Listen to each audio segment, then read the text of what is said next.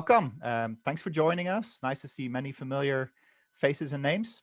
My name is Cecil Konijnendijk, and I'm coordinator of IUFRO's Division 6, which is, as we always say, the best division in IUFRO. I'm just kidding, of course, but it's the social science, social aspects of forestry division.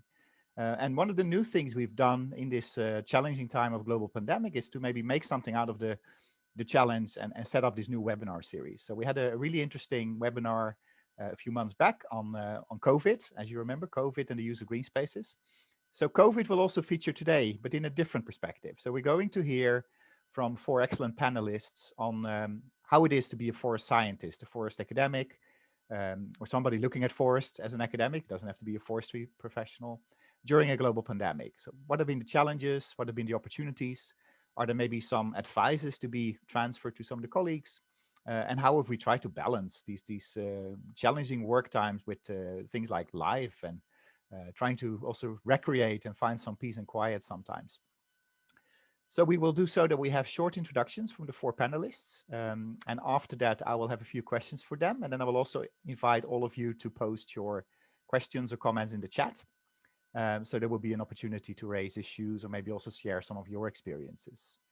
The four panelists today, and I'm really happy to have you with us. First of all is Dr. Jerry Wilkes-Alman, who is originally Bolivian, but has a long background now in Germany and Switzerland, where she's presently working for ETH in the past and currently now at, I have to say this right, the Bern University of Applied Sciences, where she's doing a lot of work on urban forestry, ecosystem services. I know she also has an interest in forest therapy, and one of the latest things she's diving into. And Jerry has also been very active in both Swiss and in European networks on urban forestry. And then after Jerry, we'll hear from a very good colleague of mine in IUFRO in Division 6, Purabi Bose. And Purabi is a really interesting person in terms of her background. She has backgrounds in anthropology, in forestry and interdisciplinary sciences.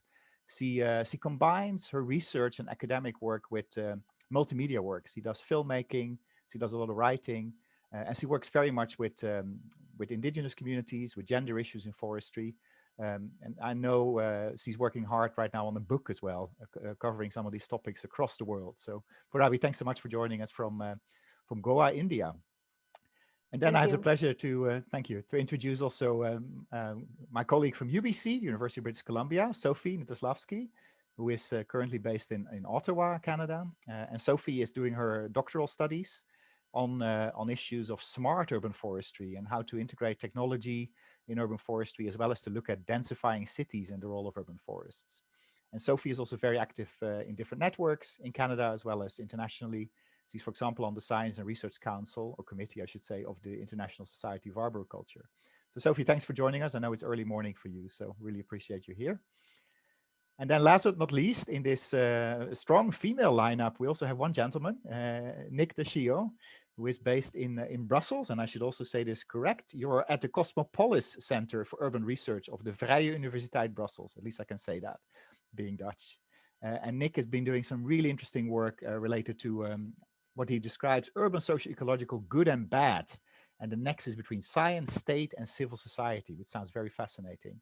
And I know Nick primarily through his current research for the Clearinghouse project, which is a Sino-European project looking at urban forestry aspects.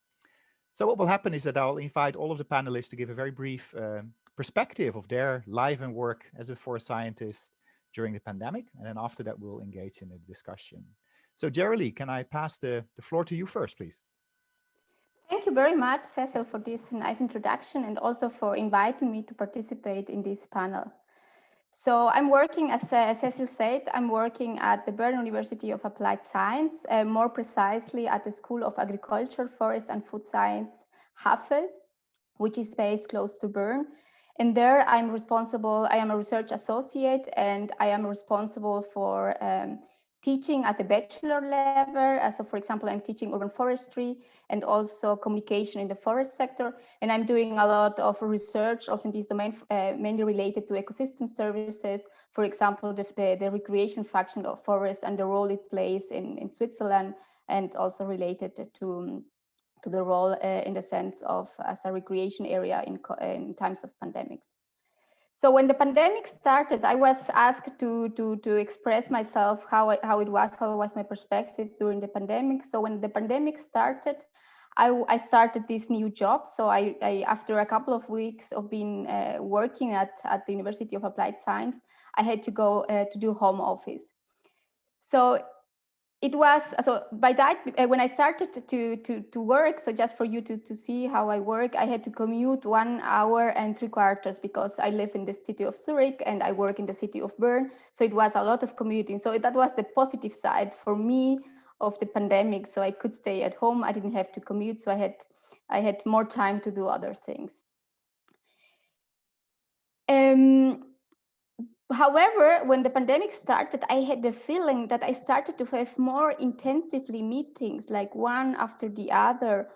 And I didn't have I had the feeling that I had to work much more than the weeks before. Additional to this pressure, I have also two kids, which one is 7 years old and one is 2 years old. And the 7 years old could not go anymore to school.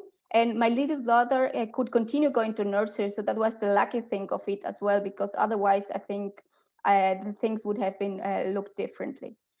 My husband also started staying at home. He could also do home office. So we shared responsibilities with my older daughter. So that means that we divided the day in two. One was responsible for the morning for her. One was responsible for the afternoon for her. And the rest we were working, and also we started working in the evening. So that's something I never did before. So I started to work until late in the evenings in order to manage all the responsibilities I had. And I couldn't, yeah, I had like a big responsibility because I'm also leading two big projects. One is developing a research agenda for future biocities, and a second one is analyzing the recreation function of forest in the Swiss context. So what were my main challenges that I had? So I think, two main challenges, and these are time and balance. And time in the sense of trying to do the job, because I really loved the job and I really love my job, somehow to do it in the time given. So it was very short, like 4 hours in the morning and then maybe a couple of hours in the evening. And also being more productive and effective in the time that I had to work. And also like the whole time being at home, being very intensely with your kids, with your husband, it's very challenging. So, and the balance, I mean, in the sense of balancing time for work and family. So I had to really to concentrate myself when I was working, but also when I was with my daughters, to concentrate on them and to leave work aside and not start thinking what else I have forgotten to do in the morning. So this was very two things that I challenged a lot during this time.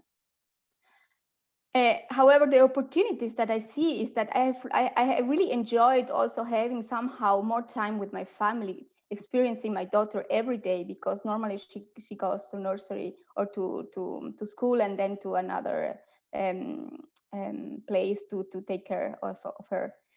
So the opportunities I also see is that I learned to be more flexible, to be more creative and more efficient. For example, from one day to the other, I had to completely change my teaching. As I said, I'm teaching communication in the forest sector. So I planned a lot of communication. It's very difficult to do online. So it was very challenging to change it, but I also turned to be a little bit creative. And also I had to teach urban forestry. And in this course, we planned a lot of excursions, and suddenly we had to do it everything online. So I really had to be creative in the sense, creating videos, doing the excursions through videos, etc., and creating exercises for the students so that they could do them alone. So what about balancing work and family? This was, as I said, this was a big challenge. And in my case, it was only possible because my 2 years old daughter could continue going to nursery. I think otherwise it would be very difficult, because my family, I don't have family in Switzerland, and my parents-in-law, they live in another city in Switzerland, and they are a little bit a risk group. So we didn't have like this help. And here my husband played also a very important role. He helped a lot. We really divided the work at home. We did divide the responsibility as it should be. It doesn't mean that I have to be responsible, that this should be the normality. But I know that this is not the normality in our days still. he could also be flexible, working at home. And my older daughter, I was impressed. She understood the situation and she was really not demanding. She was really cooperating as much as she could. She understood that this was a difficult situation for us, and she helped us a lot. So I'm really grateful for that, that she could understand this. And I believe that the pandemic has changed also my perspective of many things, in the sense of how important it is to cooperate, to work in teams, and to be sincere also to the people around you, to tell them and not to be afraid to ask for help. For example, with my neighbor, we also helped us each other. We said we form a group and the kids can play together. We can exchange ourselves also. This was also great. And I think there are many people that are a little bit scared of asking for help. So this was for me also a good thing of the pandemics. And also to express your feelings, because during the pandemics, you turn to be in a hole. I think everybody had the feeling that we were in a black hole. And I think this was very important, to express your feelings and to see new things that could come. And what helped us a lot was also visiting nature. We tried. It was really on the weekends. We really went to nature and tried to connect once more, because I'm in the forest sector. So being the whole time in front of the computer, it was really difficult. So I needed to go a little bit out and to exchange with nature, everything. Yeah. Exactly. That is more or less what I wanted to say. And the one last thing is that maybe this pandemic has shown us also that the structures are still men-driven, and that we need to change them to make it more inclusive, so that all the aspects of our society are also integrated. And I think that's one big thing I have learned also from the pandemics. Thank you very much. Thanks a lot, Jerry Lee. Thanks for sharing so honestly and openly about some of the challenges and also opportunities. And actually, the last thing you said, right, that it's still a male male-dominated society in many ways, and how things are set up, etc. That's actually a nice bridge to our next panelist, who is doing a lot of work on gender issues and gender balance in the forest sector, but also wider. So, Purabi, I would like to give the floor to you, please.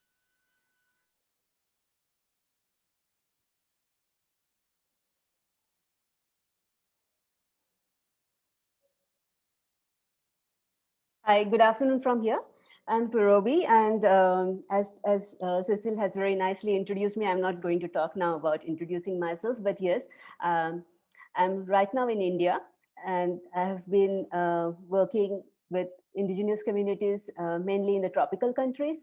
And for me, when the pandemic started, it was in India, we started the lockdown just without announcing in advance. So there was a complete lockdown in March 24th, and all of a sudden everything was closed. So we didn't have time to kind of prepare of this pandemic lockdown, though there was not a single case in Mumbai by then of COVID, but we had a lockdown, complete lockdown, which meant that there was no flight between the cities. There were no shops that were open during the days except for 1 hour or two, and this was completely sudden thing. So it meant for all of us a lot of adjustment in the initial 3 months when it was a complete lockdown.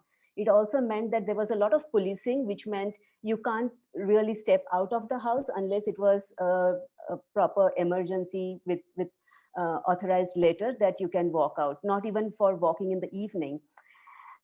As you know, Mumbai, where I originally come from, where I'm born and brought up, I have been considering that as my base for all till now. It's a very crowded city. It's like 30 million people living in a very small space. It's unbelievably, people are congested in this concrete jungle. And I say it's concrete because you see more of concrete and less of green in the city. So that has been quite a lot of challenges in the initial phases. So just to give you a background, that for the last 4 years, I have been filming, making films on issues related to forest, from mining, extractive industries to palm oil plantation, and to gender aspects, and about community forest management and how forest influences the livelihoods of the rural communities and indigenous people. So I have been filming all over India. So I have been traveling a lot, till the time the lockdown happened. And you take certain things for an advantage. You don't realize that, going to forest is a privilege. Going in a nature is a privilege. It's a luxury. I mean, for me, as working as an anthropologist and on the forestry issues, it was just meant like natural thing, like you go out and you go to the rural areas and you will be in the forest and you meet people. But this all changed when the pandemic happened. And I live alone. I'm a single person, and for me, living alone is not being lonely till then. But then suddenly, with a lockdown, you are locked down in a 90 square meter space without anywhere to talk, anyone to talk to, and your family is in different parts of this India. You can't communicate except via phone or Skype or WhatsApp. It also opened up an opportunity because you have to keep sane. And I was like, okay, I have filmed so much and I have to keep myself as a single person. I have to keep myself active. And that's where I started thinking of writing a book based on my almost 2 decades of work in different parts of the world, basically pulling out all the experiences that I had, be it in Latin America or Southeast Asia, South Asia, and in East Africa. And those experiences, I decided to put it together and write a book. And luckily, so as there is a famous footballer in Dutch, Johan Cruyff, and his famous quote is about every disadvantage has an advantage. So I used that as a kind of a logic to start about working on a book, and the book got accepted for a publisher. So currently I'm working, but at the same time, just to quickly mention that the migrant communities that you see in the urban areas, they were from rural areas, but they were going back to the rural areas because in urban area they didn't have anything to do suddenly due to the lockdown. And I started filming them from my window. So I want to show you a quick, if we have time, it's a 90-second film. So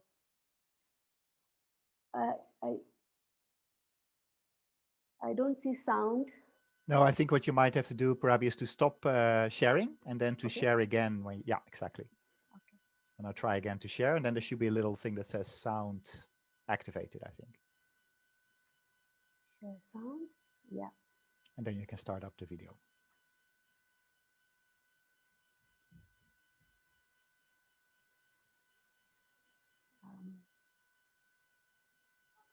Just keep clicking.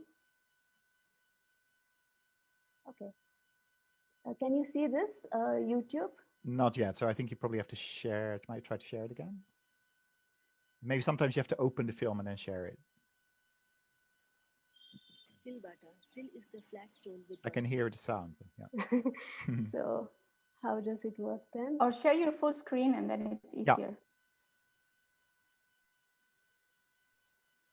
There we go.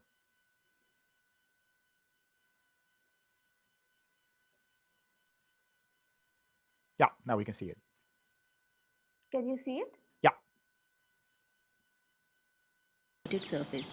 Bata is smooth but strong stone that uses friction of sil to grind raw food ingredients. Thousands of urban road construction migrant workers lost their daily wage due to COVID-19 lockdown. Overnight, women migrant workers in cities became most vulnerable.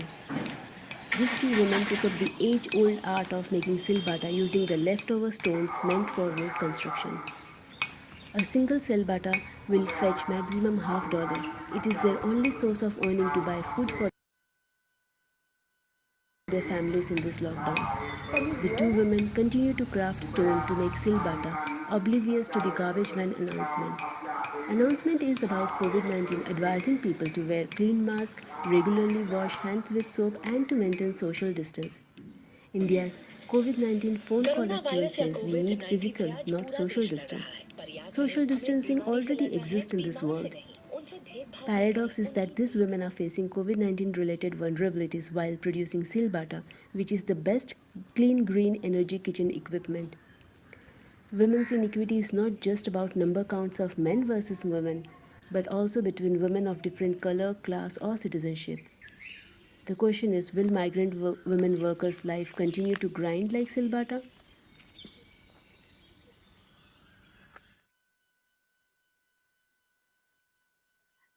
I couldn't hear, but I guess it was It worked. audible. Yeah, it worked well. Yes. Okay, can you hear me now? Yeah, I can hear you. I can't hear you all. Can you hear us now, Parabi?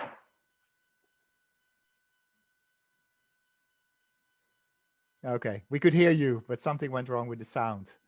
You know what I think we'll do, Parabi, because I think this was really excellent. I think we move to Sophie. I'll write you in the chat soon, and then we will hear from Sophie first, and then we get back to you in a bit. All right, Sophie, so the floor is yours.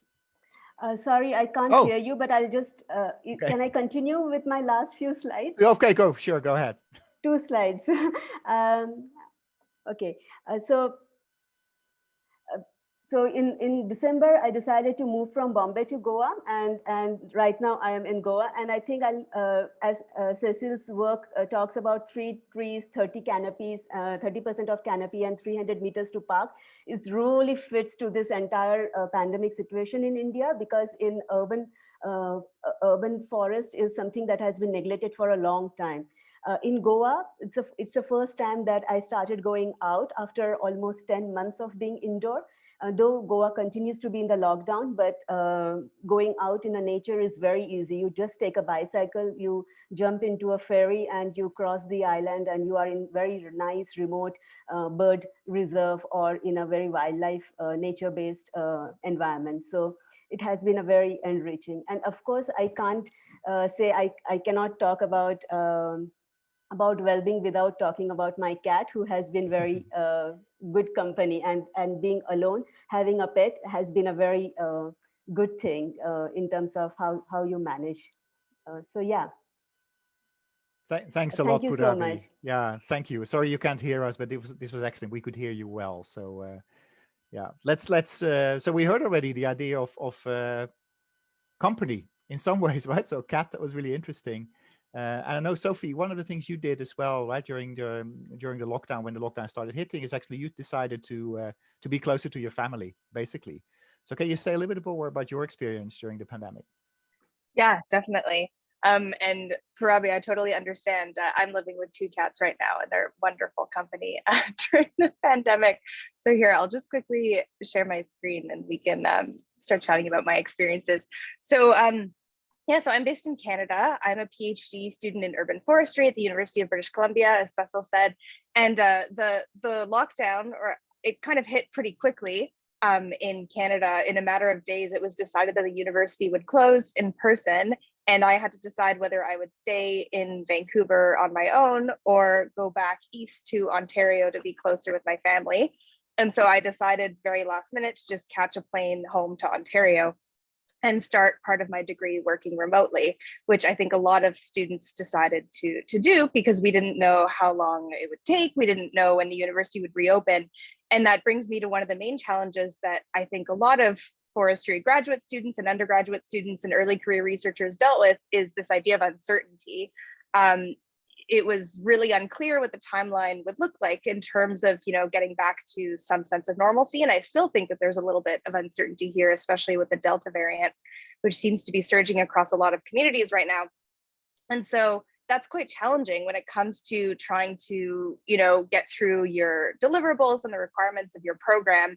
And I think that it's something that we saw in a lot of undergraduate students that we were teaching, where even though, we got up to virtual learning and we had lots of great, clear deliverables and outcomes for courses, I think a lot of students felt that uncertainty was weighing on them quite a lot. And that can be emotionally and mentally quite challenging. And I think that that's something that is more difficult to perhaps quantify or discuss, because it can be a bit more intangible. But I think that the idea of not being entirely sure where you might be in even a few months' time can be really difficult to deal with from a mental perspective. That being said, despite those challenges, I think that there were also some really interesting opportunities that came with going online, namely the idea that I think a Zoom room might potentially level the playing field somewhat compared to a concrete room, so to speak. This is something that I experienced as an early career researcher, especially when it came to developing new partnerships and starting new projects. So during COVID, our research group at UBC actually started a project with a telecommunications company to start exploring more novel ways to incorporate digital technologies in urban forest management. And one of the benefits of doing this during a pandemic was actually that I was able, as kind of an early career researcher, a bit lower on the totem pole, to actually participate in some of the early development and design discussions, which likely would not have occurred if these were in person. And I think that we all kind of appreciate that meetings that happen in person often have a hierarchy when it comes to who is allowed to be in the room, because, you know, there's a limited amount of chairs and seating and capacity. And I think that what's really interesting about bringing things online is that often there aren't really restrictions to who can be in a Zoom room. And sometimes it's not that difficult to just invite perhaps an undergrad or a graduate student along, even if it means just taking notes. And I think that that's quite interesting. And I hope that that continues as we, you know, move towards perhaps more hybrid approaches, or as we start kind of going back in person. And that being said, you know, we do have to recognize that there is a digital divide and not everyone has, you know, access to high-speed internet or even correct working conditions to be able to participate in these kinds of meetings. But I really was struck at the amount of people that I was able to talk to over Zoom that I probably would not have been allowed to talk to otherwise. And I think that that's a reality that we should definitely consider moving forward, especially when it comes to creating opportunities for early career researchers. So that being said, you know, despite these challenges and also the opportunities that came about, I coped in various ways. I think that self-care is really important. I think finding ways to kind of, you know, get those little boosts of serotonin here and there, especially since I was based in Ontario and we had one of the longest lockdowns actually in the world, which is kind of surprising. You know, whether that's just going for a walk or having some type of meditation routine at the end of the day is really important. And I hope to continue that even as we return to some level of normalcy, hopefully soon.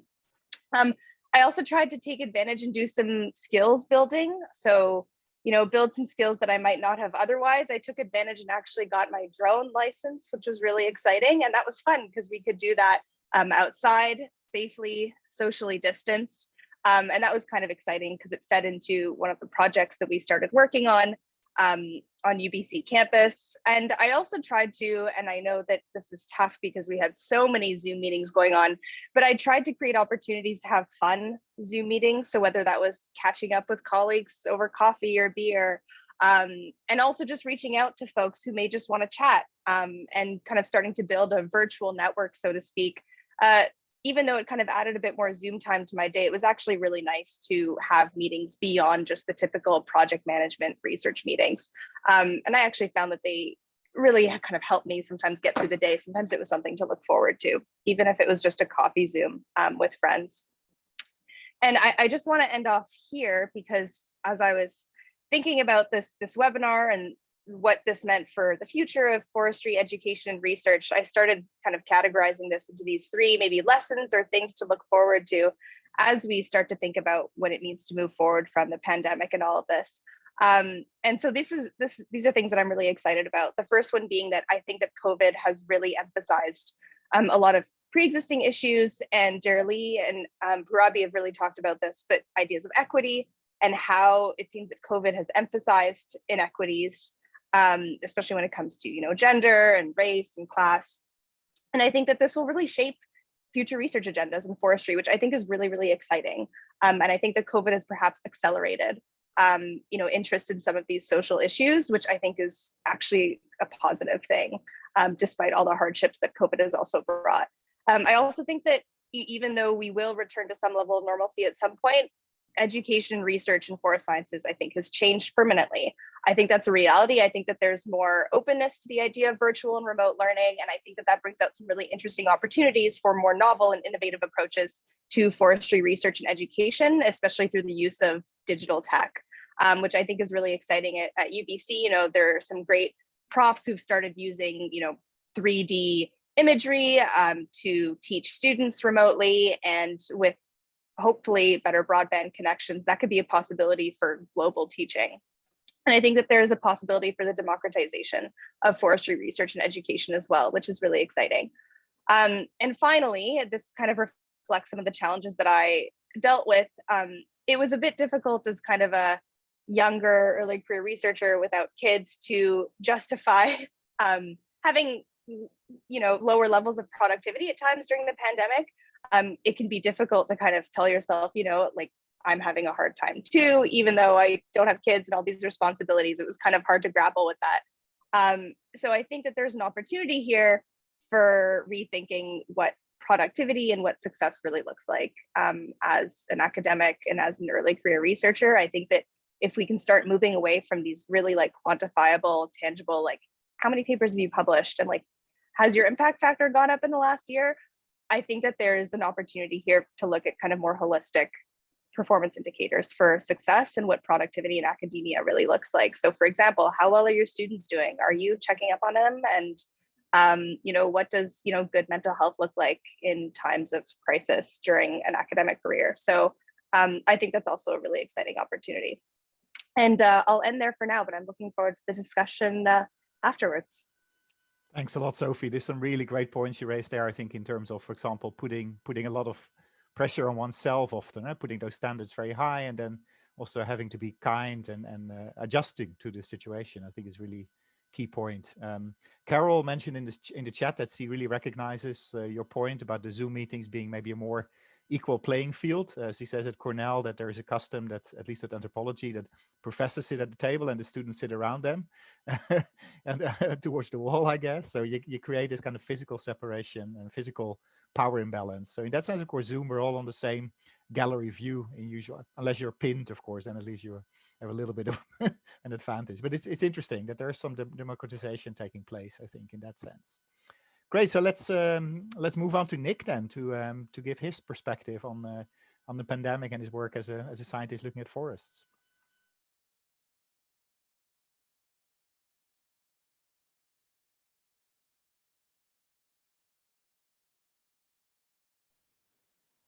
Hello to everyone. Yeah, I think can you see my slides? Yep. Okay, wonderful. So thank you very much, Cecil, for organizing this session, and thank you.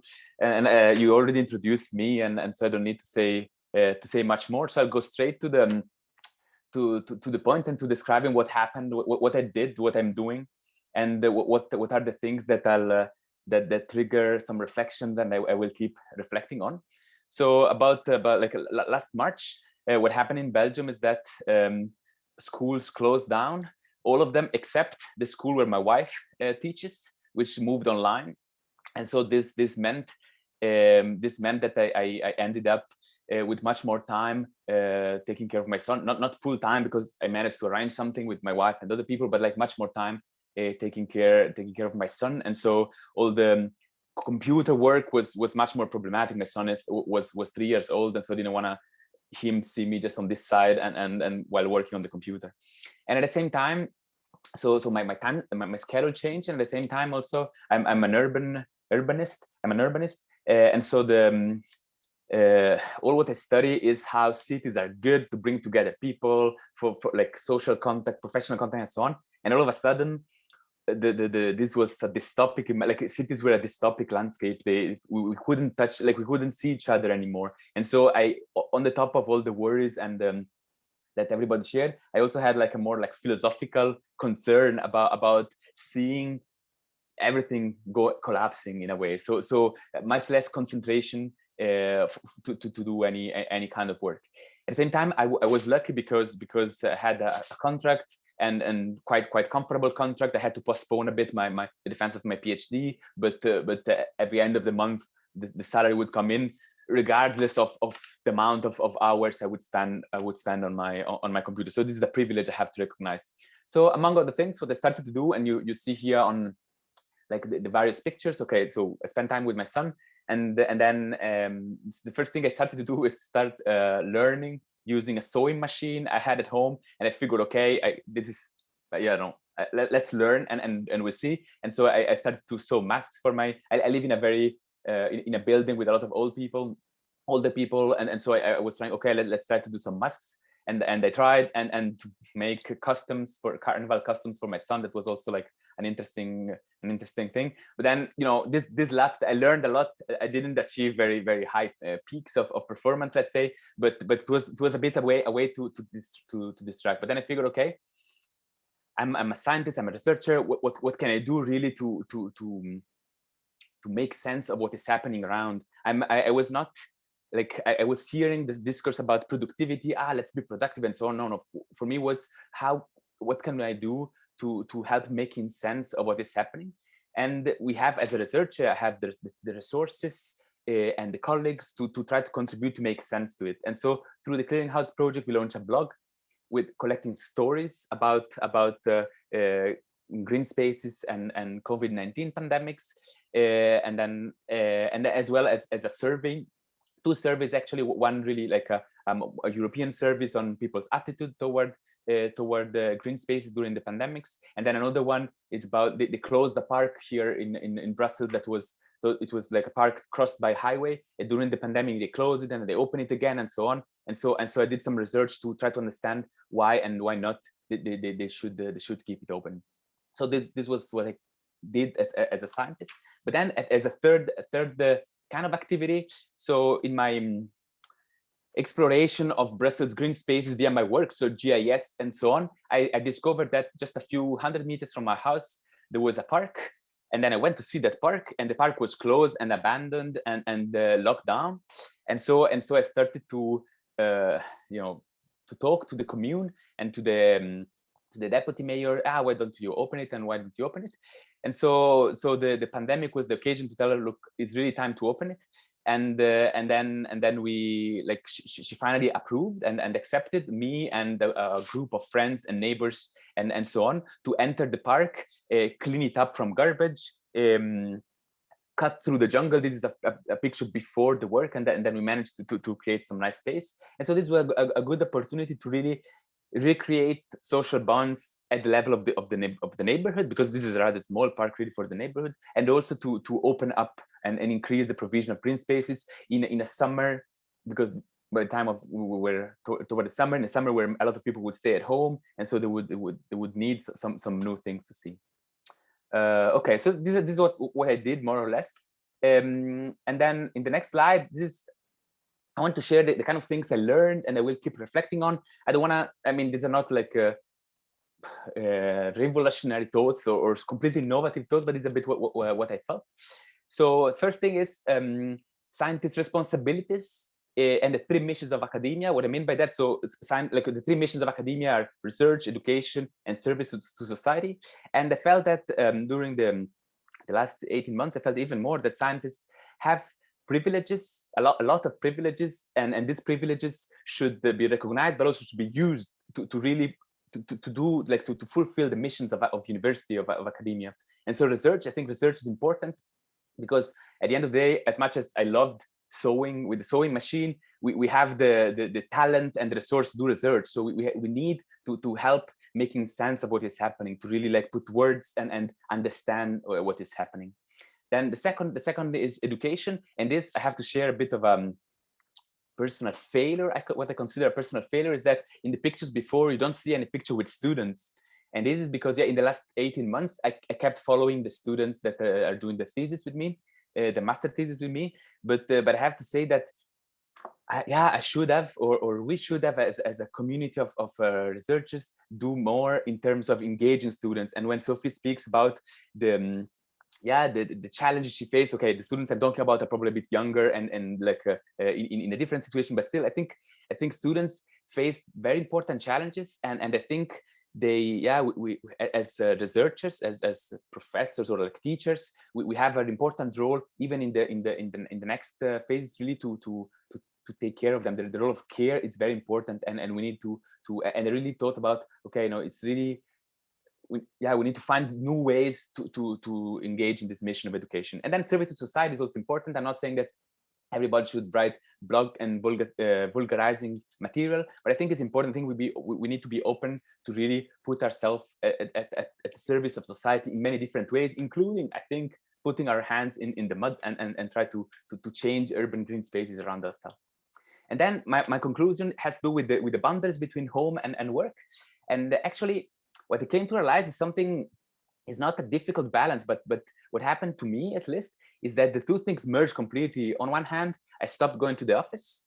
At the same time, I took my role of researcher really to really see my role as a father and as a citizen in my community. And so I actually saw a positive merge of the home, how to say, work and life balance. There's no work anymore, there's no life anymore. This is the optimist view, but then if you look into that more carefully, maybe it is problematic. What about long-term impact of that? But like what I want to share is a bit this new question I have is that, yeah, if you really do your work with passion and you open up to possibilities to integrate, to teach my son about forestry, I'm saying, or I say to take care of my community. When I go to talk to the elder woman, to the deputy mayor about green spaces, is this personal volunteering? Is this my work as a researcher? Is mixed, and so maybe the fact of having work and the home a bit more mixed together is not so negative. Great, Nick. Thanks so much. That was a really interesting perspective, and it's nice to see also this kind of activist approach that you engaged with personally, kind of taking your science, taking your research, but also using it to connect to communities and connect to the pandemic. So I think it was really interesting. And Purabi, of course, you've also been doing quite a bit of that, right? Through your filming and kind of giving people voices that don't always have a voice. And you mentioned on the chat here the issue that it's nice to have, of course, this in principle democratic space of Zoom meetings and Teams meetings, etc. But then many people actually don't have access to that. For example, you say rural India, issues with electricity, internet access. So what can we do to make sure that also people in let's say non-urban areas or in areas with less good internet ICT facilities, how can we bring those voices in during a pandemic? I guess this is the best opportunity the pandemic has given us to kind of build the equity. And I completely agree with what Carol has mentioned, that, you know, when you break that through this virtual platform, it kind of lets you to create this balance in between people.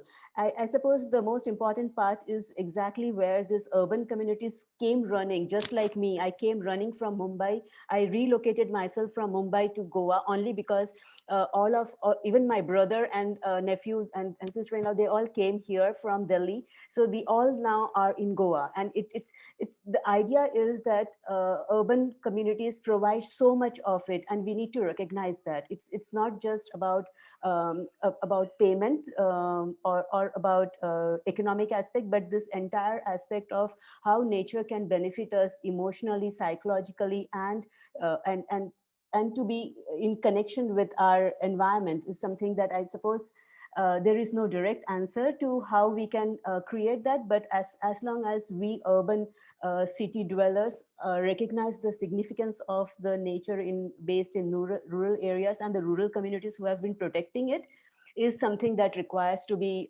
reflected upon and supported. Perfect. Thanks so much. I think a really important point you raise. Jerry, to come to you, you mentioned already, right, that you managed in a way to find a balance between pretty demanding family tasks and having a new job, all the other things you had to do, right? But what did you do for yourself to keep your sanity? You mentioned you went out to nature, but were there ways, for maybe even in your research or your work, that you feel you could find your own niche, your own little spot away from all the other obligations? Yeah, that was a real challenge, and I'm still working on that. So as I think Sophie mentioned it, meditating, for example.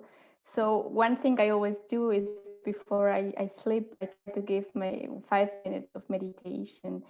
And during the day, and it was really difficult to find. Of course, I enjoy the work I do, but it's still not relaxing in that sense, because you have obligations, you have deadlines, you have meetings. And for example, the first 2 weeks I had headaches as never before in my life, because I was the whole day with headphones, and I never work with headphones. And before, I never worked with headphones. I don't run with headphones. For me, it's something pretty new, also like this, with this a lot of sound in your head, you know. So I had to really, that was for me also a big challenge to really learn how to deal with that. And I'm still trying to find my personal balance. So I have balance between family and work, and I'm trying to find my personal balance. How can I take my time, because I tend to give the time for the family and for the work and forget myself. And that's, I know it's a huge mistake, but it's difficult if you want, because we are still in an early step of our career, and you want to succeed. And now is the time to do it, because in 5 years or 10 years, when the kids are grown up and I have more time, maybe my trend has gone already. So it's something in between, you know. And yeah, if you have how do you say, proposal suggestions and how I could manage that, it's very well welcome. Yeah. Right, thank you. Yeah, there's some really good advice is also provided in the chat about grounding yourself and trying to find those moments. Sophie, of course, I've had a pleasure to work a bit closer with you. I know also that you put very high standards to yourself, right? And in that situation, as you already mentioned, you become self-critical. You feel maybe that you don't always deliver, right? And all of a sudden you're in this pandemic, everything is different, everything is up in the air. And you're still, at least initially, people were still held up maybe to similar expectations. And you already talked a little bit about it, but how did you manage to make that shift for yourself to say, well, actually, what I'm doing, I know what I do and I do what I can, right? But I have to accept also that sometimes the day will not be as productive as it usually would be, maybe. Yeah, that's a great question. And I'll be honest, it's still something that I'm working on. Practice makes perfect, maybe, but I think actually Carol brought up a really interesting point in the chat. I think that there's something to be said for really grounding yourself and being kind of aware of what happens almost each day. And you can realize, I think, when you do that, that you are perhaps more productive than you realized. And so that's something that really helped me. I think at the end of every day, like I really take a few minutes and just, slow my roll. And I'm like, okay, this is what I actually got done today. And even if I can't quantifiably see it, I just accept that I'm okay with that. And it's nice to kind of even just either, whether it's writing it down or just like thinking about it, meditating. And I think that helps ground yourself in not just the work that you do, but like your process. So how you've done that work, how you feel about it. So you kind of like shed what happened that day and you're ready for like the next one. And I think that that's really helped. And whether that's writing in a journal, as Carol suggested, meditation, yoga, or maybe it's even just like having, some time to yourself to like read a chapter of a book. And I think that that helps process what you really go through, not just in terms of the work that you do, but also like how you went about that work and how you feel about that work. And I think that that is helpful for just being kind to yourself and just, accepting that that is what you did and that's okay. Again, that's still something that I have to work on, but I think that it's really valuable. Great, thanks so much. Very important points to be raised. Nick, there was a very first a quick question to you. So the park that you were involved in getting opened up again, so that was not in use then before the pandemic? Was it closed off? What was the reason? It was closed. Well, yeah.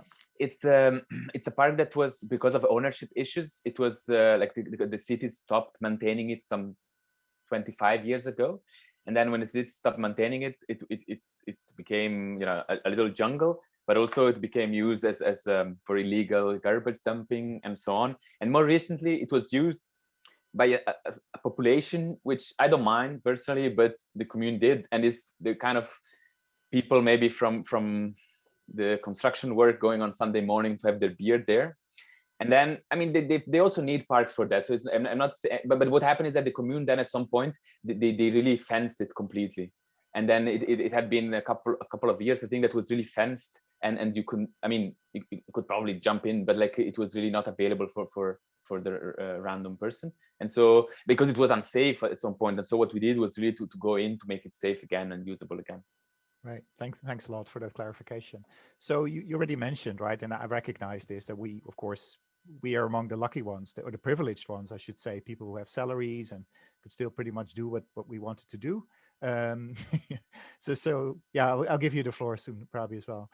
But what would you say, Nick, for you was the most challenging time during this whole pandemic? Because you said, well, you kind of reshifted and you refocused and you managed with it, but there must have been a moment where you maybe felt, oh, this is getting really tricky. For me, first of all, but regarding the privilege, I admit that even within academia, this privilege is uneven. So with people like me who had like a contract with a couple of years room of maneuver and other people not. And so I also see that this privilege is not evenly distributed. And maybe the smile of Purabi meant, okay, look, it's not everybody. And then in terms of like the most challenging time, I think, well, two moments. the first moment was really at the beginning, because I'm Italian, and I was observing what was happening in Italy, and it was catastrophic. And I was just saying, okay, in Belgium, they were taking it, no, that's Italy, it's never gonna arrive. And they were saying, no, look, in a couple of weeks, it's gonna be the same here. And this was really like very challenging, because I could really not make sense of what was happening. There was really like, how do you call it, this binge watching of news, what is happening here and so on. So this was really like hard, and I couldn't make sense of it. And the second difficult moment, I have to say, is now, because there is this feeling of, okay, maybe we're over, but then the long-term impact in terms of economic difficulties of shops being closed and so on, the long-term impact also of I don't know, big companies, big monopolies growing and small companies losing, and also like in terms of like who has access to certain privileges and so I don't know, like I think that now I really like see we're not building collectively. I think I was always hoped in the last year, the world after will be better, and now I see, wait a second, it's not automatic. We'll need to fight very hard for that, and because maybe it will not be better actually. Yeah, that's a good point. I think I think I agree with you that this kind of positive energy that was kind of coming along as well, that hey, we have to do this together, we have to change things, that it starts to evaporate a little bit. So I think it's really important that we keep the momentum. Purabi, to come to you, your situation is of course slightly different than most of us others here, right? You're not permanently employed by university, you're not in a contract, you're basically doing freelance work, as I understand. So how somebody in your situation, how did you manage to still, I mean, basically make a living, right, during those circumstances? I guess what it taught me, or this entire situation taught me, is you don't really need money, and you don't have to run behind anything of accomplishing of certain position, as long as you keep those two things aside. Just as Nick was mentioning of passion, and as Geraldine was mentioning about how it's important, like, you know, she's managing between her families with the children and husband, and Sophie was mentioning how she's struggling to have this mental aspect. I think we all are talking the same thing today here, and that is about not money, but about how this pandemic has taught us to be, as a forest scientist, to communicate in a way that we have never done that before. I suppose that's exactly, we need to keep that momentum going on, rather than again coming back to the normal mainstream of how many papers one has published, and what is your salary, or, you know, how much proposals and how much grants have you gained. Because if we do that, we will land up in a more worse situation in the next pandemic, or whenever, I mean, hope not, but then if there are certain natural disasters, again, we might not be able to cope in better. I mean, this is the situation we have been given to change our thinking about our colleagues, of not thinking from, you know, whether the person has accomplished so many papers or so many grants, but rather what the person is like. And I suppose that's what is most important, and we are all talking the same thing. Thank you. Thanks. Yeah, really very important perspective there as well, I think. And I see the people in the chat are reacting positively to that. So excellent.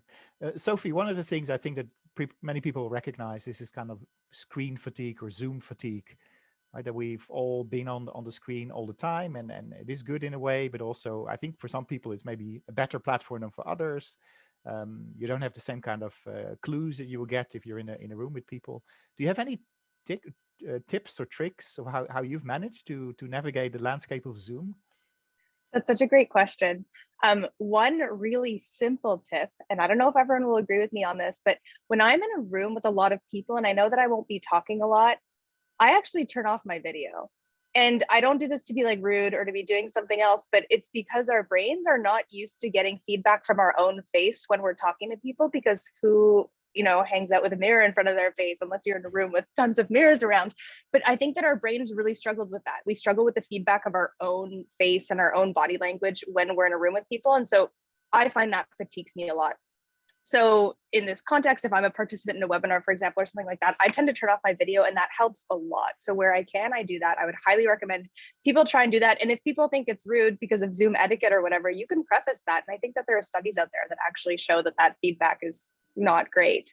Beyond that, I think that what's really important is just trying to manage your Zoom meetings. I try to schedule, let's say, a max for, you know, in a day. So max, and that's up to you. People have different capacities. And I think trying to be aware of your capacity is important. Maybe it's max 2 meetings a day, maybe it's max 5, and that's fine. But figuring out what that is, I think, is really important.